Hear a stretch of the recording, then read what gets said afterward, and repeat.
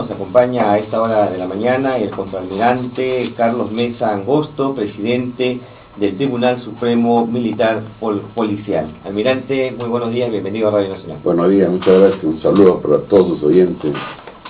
Y desde este año ha entrado en vigencia el nuevo Código de Justicia Militar.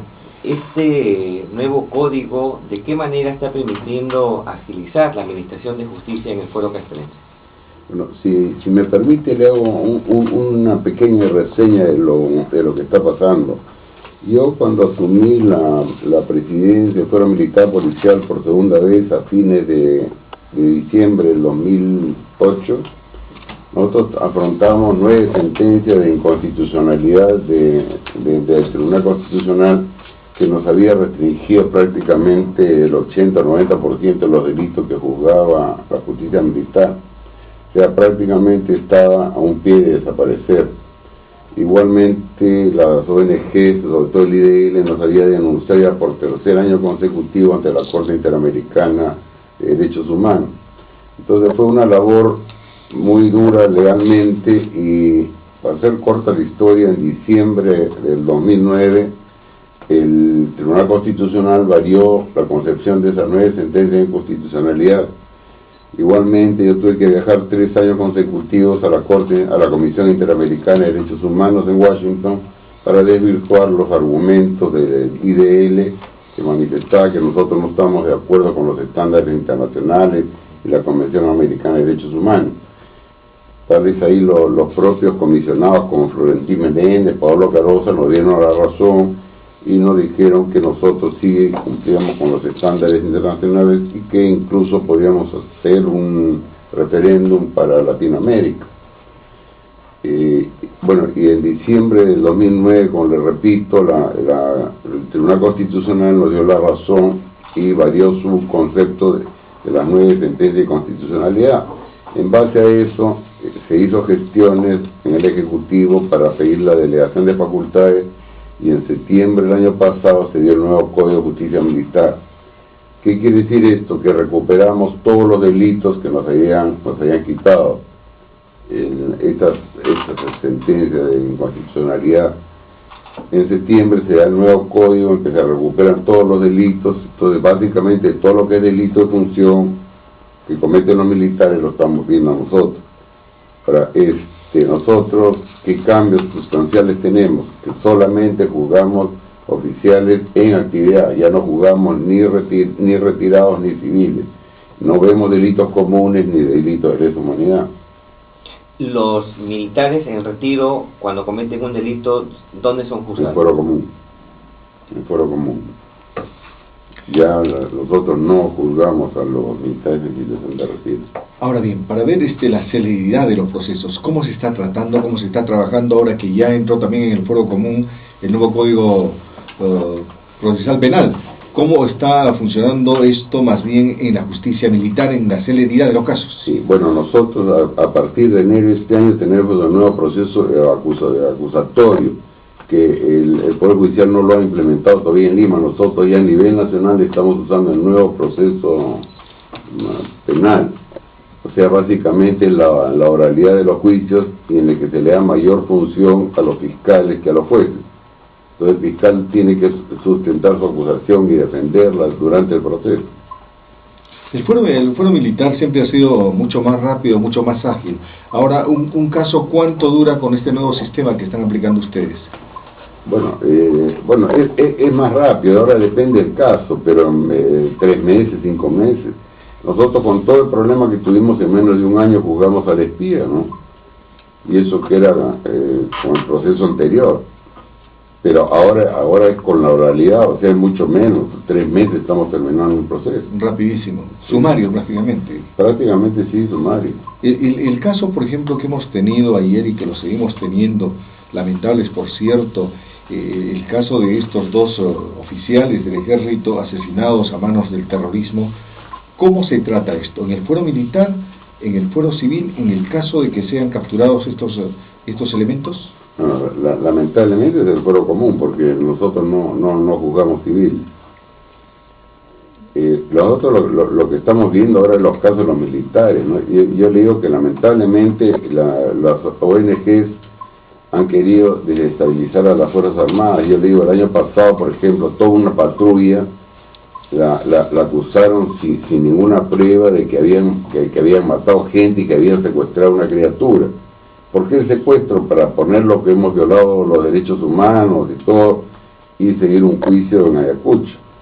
Pero ha salido ya la ley del uso de la fuerza, que todos los delitos que cometan los militares por función van a ser vistos en la justicia militar. Nosotros en este momento tenemos un fiscal en el BRAE y un juez en el BRAE. El próximo año pensamos poner tres fiscales y probablemente un juez más, porque la zona del BRAE abarca varios departamentos. Y si bien la base está en Pichari, pero comprende también Huancayo, comprende el Cusco, entonces vamos a poner a varios fiscales en la zona del BRAE. Merma un tanto la capacidad de labor de las Fuerzas Armadas el tema que estemos con una posible acusación en ciernes de violación de derechos humanos, digo, si merma la capacidad de operación en esta lucha contra el terrorismo y el narcotráfico. Sí, definitivamente que sí. Pero ya que ha tocado ese punto, yo quisiera decirle que el Ministerio de Defensa tiene el Centro de Derecho Internacional Humanitario y Derechos Humanos.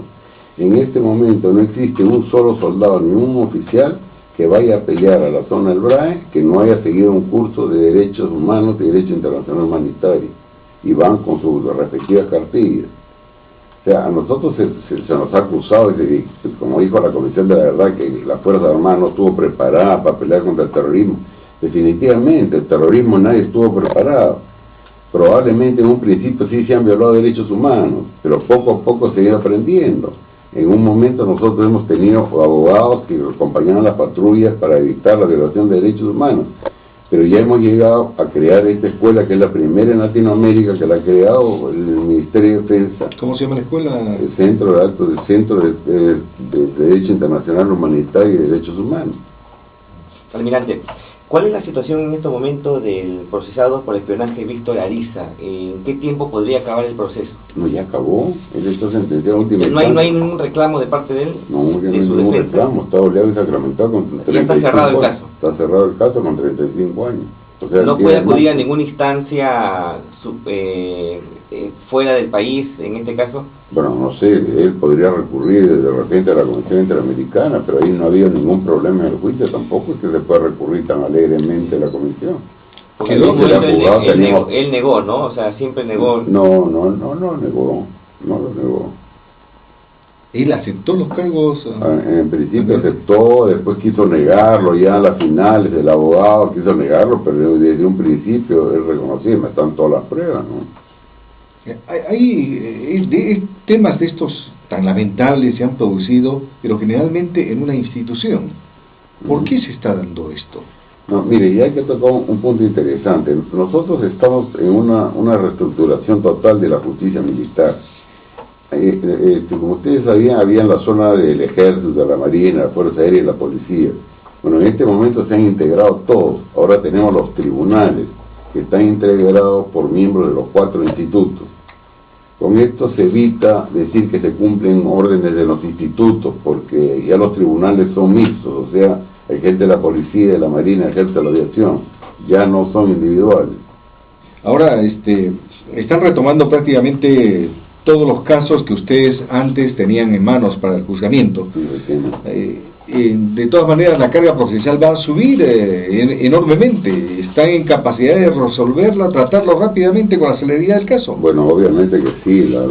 Como le digo, ¿no? Al habernos quitado los delitos no teníamos carga, pero ahora sí estamos recuperando nuestra carga. Bueno, y nuestra gente sí está preparada. ¿Cuál es la capacitación de un juez militar? Bueno, yo le digo, para que sea un juez militar requiere 15 años de formación jurídico-militar.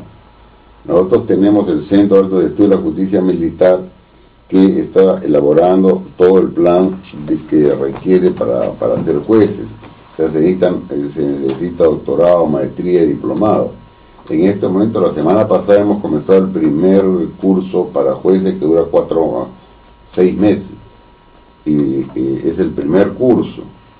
pero tenemos todo un plan, como repito, para ser juez necesita una maestría, necesita diplomado, necesita tener 15 años de formación jurídico-militar, para ser vocal son 22 años, y ya necesita un doctorado, más un diplomado. O sea, estamos haciendo nosotros todo un programa de todos los requisitos que se requieren para ser jueces y fiscales. Almirante Mesa, Altísima capacitación. ¿por qué un juez civil, un juez del fuero normal, no puede convencional, no puede juzgar a un militar en actividad? Porque no tiene la vivencia militar.